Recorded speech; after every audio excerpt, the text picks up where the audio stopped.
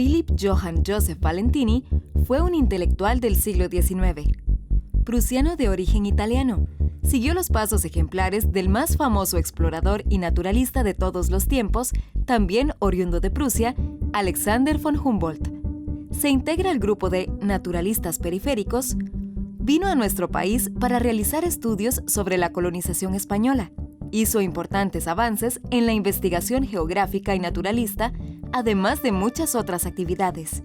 Por primera vez se publica en Costa Rica una minuciosa investigación sobre la vida de este importante personaje. Su autora es la académica Olga Echeverría Murray, y es la editorial de la UNED quien asume esta trascendental publicación. Olga Echeverría y yo nos conocimos en la Escuela de Antropología, en la Universidad de Costa Rica. Bueno, en ese tiempo no era escuela como ahora, ¿verdad? Lo que teníamos era una sección y después un departamento de Ciencias del Hombre. Y cuando se graduó, se fue a Francia, ¿verdad? Y obtuvo su maestría en ese campo, especialmente la etnografía, ¿verdad? En algún momento, por esa circunstancia, pues le pude pedir favores a Olguita de buscar datos en esos otros países donde ella se encontraba. A mí alguien me pidió un dato sobre Valentini, alguien andaba buscando una obra de él. Y entonces yo le escribí a Olguita en Washington que fuera a la biblioteca del Congreso ahí a ver si estaba. Y creo que así empezó este interés en el autor. Y pues somos personas pues interesadas en trazar los aportes de científicos que nos visitaron pues en cualquier momento de nuestra historia. Y entonces ahí Olguita, encargada por nosotros de ir buscando datos, y ella tomó su propio interés y ahí le dije que mejor continuara, ¿verdad? Y continuó y me parece que ha hecho una obra extraordinaria. En un momento dado, hace como 9 años, estando yo fuera del país, doña María Eugenia Bossoli me escribió, no solo a mí, le escribió a la doctora Lucy Cohen y a mí, que vivíamos en Washington, si era posible encontrar el manuscrito de Castilla de Oro, 1502-1602. Tanto la doctora Cohen como yo lo buscamos en la Biblioteca del Congreso de los Estados Unidos y no estaba.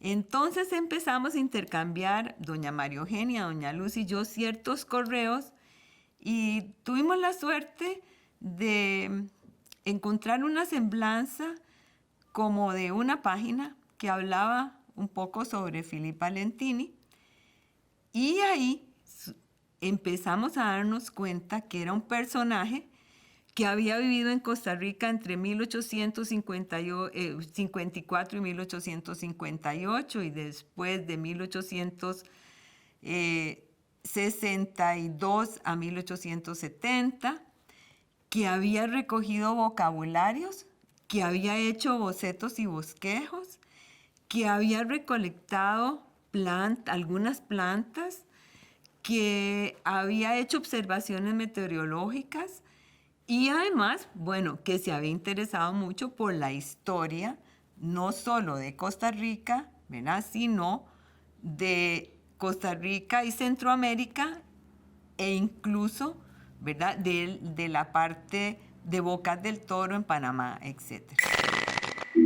Philipp Valentini fue catalogado por Luco Ilge en su libro Trópico Agreste, la huella de los naturalistas alemanes en la Costa Rica del siglo XIX, como uno de los naturalistas periféricos que vinieron a nuestro país en ese siglo.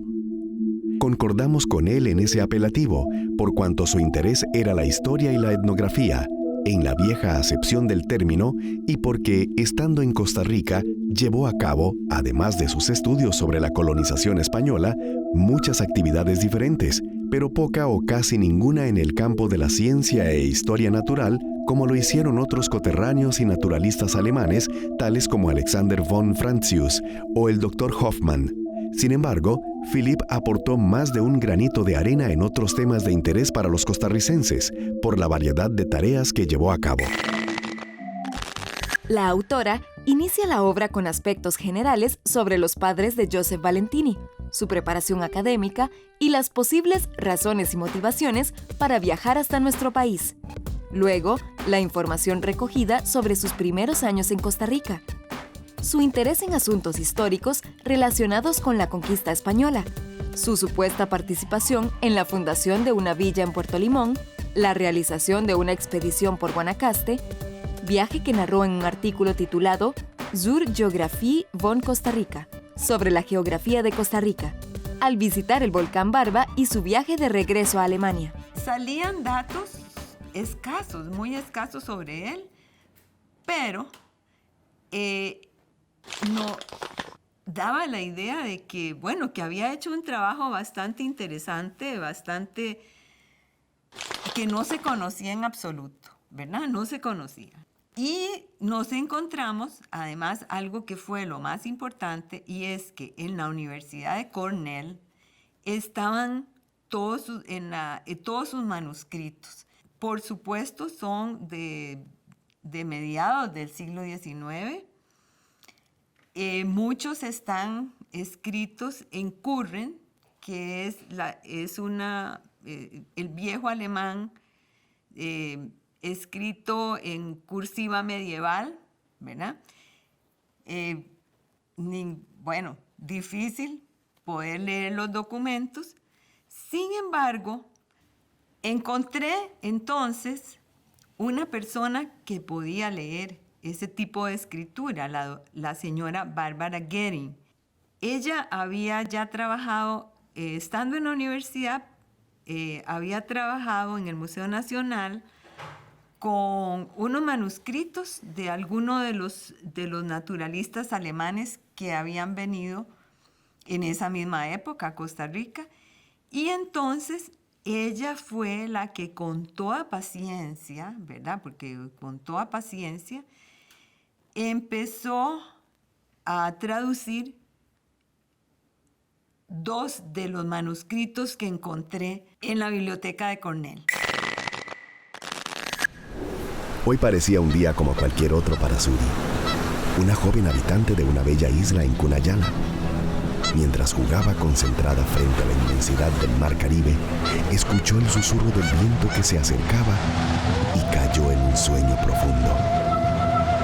En su sueño, la diosa Gabayayí se presentó y le enseñó el oficio de tejer. Le mostró el espíritu de la naturaleza a través de los tejidos, sus fuerzas duales, lo que podemos ver y lo que se encuentra oculto, la esencia, el alma. Al despertar la joven, enseñó a las mujeres de Cunayala el oficio, quienes lo han practicado de generación en generación, manteniendo viva su forma de ver y sentir el mundo a través de diseños inspirados en la naturaleza y su cosmovisión. Los restos de la lluvia, de Byron Espinosa, un poemario que bucea entre el surrealismo y la vida urbana, a través de las sombras del pasado y de una vida añorada que se esfuma como la lluvia. Tras una larga investigación de fuentes variadas en universidades, bibliotecas, museos y centros geográficos del mundo, Olga Echeverría hace hallazgos sorprendentes sobre Valentini. Por ejemplo, nos relata que el autor nació en Berlín, para la época capital del Reino de Prusia, según algunos en 1824 y de acuerdo con otros en 1828. Murió el 16 de marzo de 1899 en el Hospital St. Luke de la ciudad de Nueva York. Por su apellido, algunos estudiosos se han referido a él como italiano. La realidad es que era de padre italiano, pero nacido y educado en Prusia. Realmente Valentini es alguien muy interesante, porque, como le digo, yo nunca me propuse hacer esa investigación, pero conforme fue pasando el tiempo me di cuenta que yo había encontrado un dato por aquí, otro por allá. Cuando tengo la posibilidad de obtener esos manuscritos en la Universidad de Cornell, claro, se me abre una gran posibilidad de poder realmente analizar y descubrir qué había hecho, ¿verdad? en esos 14 años que vivió aquí. Según los cronistas, Valentini regresó en 1861 a Costa Rica después de presentar su trabajo sobre la prehistoria maya y mexicana en la Universidad de Jena, por las que se le otorgó el título de doctor en filosofía honoris causa. Sin embargo, pareciera más bien que fue en 1862. En la Gaceta Oficial del 7 de diciembre, en el rubro Movimiento Marítimo, aparece que el 2 de diciembre fondeó en el puerto de Punta Arenas el vapor norteamericano Salvador, procedente de Centroamérica, al mando del capitán W. Rathbun, y, entre los pasajeros, venía el señor Valenti. Aunque no se escribió en esa nota Valentini, como sería lo correcto, creemos que se trataba de él, pues coincide, como veremos, con el año en que inició negociaciones para cambiar su propiedad de Esparza por una en San José. Los libros de viajeros han sido fuentes importantes para varias de las ciencias que se cultivan en el país. Siempre ha habido interés de parte de historiadores, de biólogos, como antes le decía, y ciertamente los antropólogos. Y después también hay una cantidad de intelectuales de muy distintas disciplinas interesados en los viajeros, porque por lo general eran los que dejaron algo escrito, eran gente muy ilustrada y dejó importantes datos sobre pues, momentos en Costa Rica en que no siempre se recogían, ¿verdad? Entonces son documentos importantes. Por eso hay como mucha actividad de rescate, sobre todo de la ciencia como se desarrolló a partir del siglo XIX. De 1854 a 1858, descubrimos que Valentini vivió un tiempo en Esparza. Estando en Esparza, hizo una expedición desde ahí hasta el lago de Nicaragua, en donde con gran detalle publicó en un pequeño artículo que se llama Respecto a la geografía de Costa Rica. En ese pequeño artículo, él nos cuenta con lujo de detalles desde que sale de Punta Arenas, se va en un navío hasta el río Tempisque, cómo sube el Tempisque, cómo llega al Tenorio, cómo se baja en Bagaces, cómo alquila una mula, cómo va hasta Liberia, llega hasta Santa Rosa, va por el lado de Zapuá, etcétera, hasta llegar al lago de Nicaragua. Bueno, es una descripción realmente interesante, estaba en alemán, estaba publicada por una revista alemana. Además, él se devuelve por el lado de Bagaces y hasta llegar a La Garita y San José. En esa época también sube al volcán Barba y hace una expedición al volcán Barba y le aporta una serie de datos a Hoffman, que ya había ido al volcán y que ya tenía observaciones sobre el volcán Barba. En esa época también va a Cartago y durante toda esa etapa, 1854-1858, hace también sus bosquejos y sus bocetos, ¿verdad? Sobre muchas de las zonas. Y entonces ahí vemos bosquejos lindísimos, ¿verdad? Por ejemplo, del puerto de Punta Arenas, de la finca Santa Rosa, del Zapuá, etcétera, etcétera, ¿verdad? Realmente muy interesante. La obra sobre este intelectual indaga su permanencia en el país, tiempo en el que desarrolló un número considerable de nuevas actividades y trabajos. Por ejemplo, el cambio de la propiedad que poseía en Esparza por otra en San José, el registro de vocabularios entre 1862 y 1866 de los indios blancos o bribris, de los boruca y de los viceitas. realizó una serie de dibujos o bosquejos del recorrido de diversos rincones del país. También se dedicó a la observación, recolección y descripción de unas pocas plantas. El proceso para publicar en la editorial de la UNED es sencillo y estructurado. Primero, los manuscritos que llegan al consejo editorial son evaluados, aceptados o rechazados. Luego de ser aprobados, pasan a la revisión y edición de contenido. Expertos en el tema hacen un dictamen de los contenidos y, de ser necesario, incluirán correcciones y mejoras. El siguiente paso es la revisión filológica y corrección de estilo. Aquí se corrigen errores ortográficos y se mejora la coordinación textual de la narración. Posteriormente, pasamos a la edición gráfica, a los diagramadores y al diseño y composición. Aquí se toman en cuenta las características de la publicación, esto es, si pertenece a una colección, a una serie, si es un libro infantil, si es una unidad didáctica o si es un libro de interés general. Luego viene lo que los editores denominan la corrección de prueba.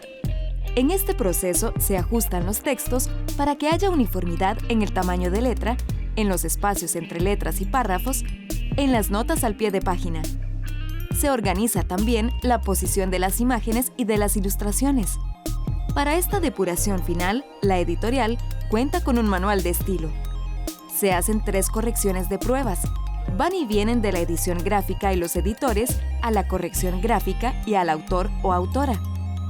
Por último, se diseña la portada, lo que generalmente se trabaja con los editores y con los y las autoras. De aquí pasamos a lo que denominamos preprensa.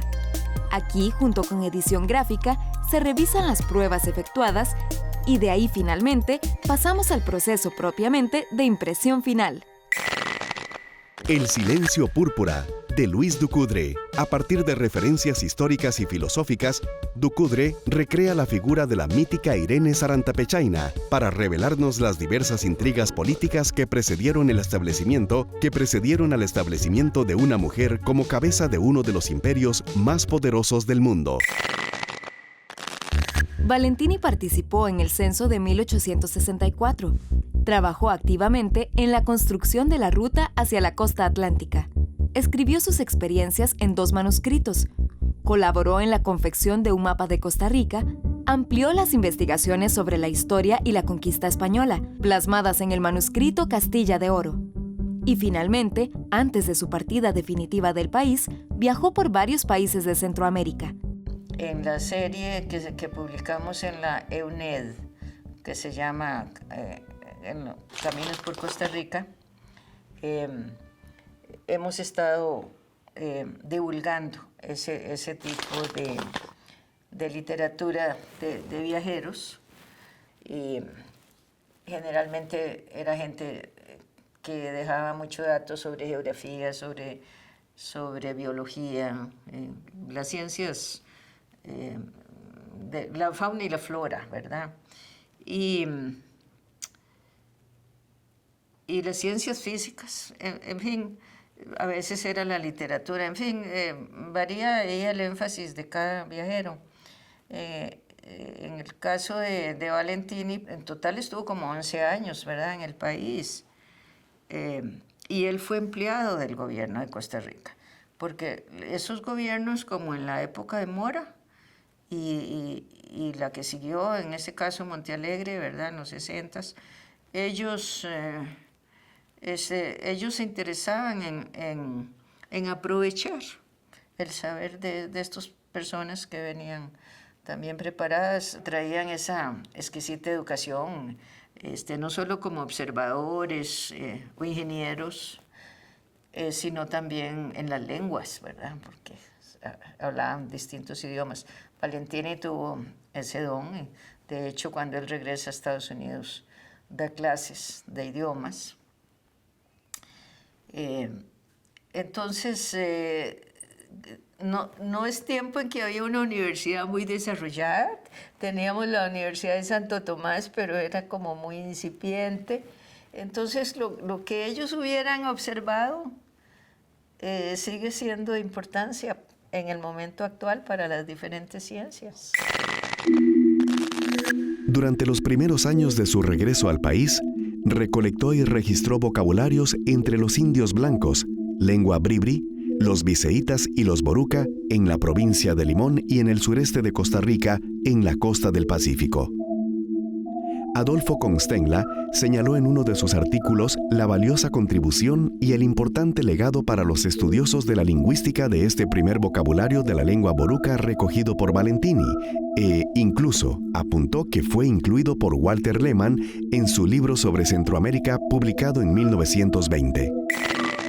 Bueno, entonces imagínense la importancia, uno, de la obra de Valentini, como le digo, a través de lo que encontramos, que son los manuscritos, los bosquejos, los bocetos, los vocabularios recogidos. Bueno, uno, los vocabularios realmente de una importancia fundamental en el campo de la lingüística para los estudiosos de los dialectos, de las lenguas indígenas, etcétera, ¿verdad? Porque es una información que es la primera información, es la primera persona que recoge información sobre vocabularios indígenas. Después vienen otros muy próximos a él, pero él es uno de los primeros que tiene esa iniciativa. 2. La descripción que hace de las tareas del camino al Atlántico, ¿verdad? De los trabajos y hacia la costa atlántica es muy importante, porque recuerde usted que en este país todos los esfuerzos de muchos de nuestros gobernantes fueron por abrir un camino al Atlántico, ¿verdad? Entonces, ahí no solo es la importancia de su participación, pero la importancia y la participación no solo de los costarricenses, sino de todos sus coterráneos alemanes que trabajaron también y que pusieron muchos granos de arena para construir el camino hacia el Atlántico, ¿verdad? E incluso todo el proyecto del ferrocarril interoceánico, que era, ¿verdad?, tener un ferrocarril a lo largo y ancho, ¿verdad?, sobre todo a lo largo en Costa Rica, y que también fue parte de esos proyectos de nuestros gobiernos de la época, ligados a abrir la inmigración, ¿verdad?, y a abrir posibilidades económicas, ¿verdad?, para nuestro estado costarricense. El libro, verdadero documento histórico, nos acerca a un ser humano con todas sus virtudes, defectos, fortalezas. Alguien que abandonó su país y su familia en busca de nuevos horizontes y conocimientos. A un ser humano que pasó casi desapercibido porque no hizo grandes hazañas, pero que fue una persona llena de sueños, proyectos e inquietudes. La editorial de la UNED, con orgullo, hace un reconocimiento doble. Por un lado, a la labor de Philip Johann Joseph Valentini y un homenaje a su memoria. Y por otro, a la exhaustiva investigación hecha por Olga Echeverría Murray.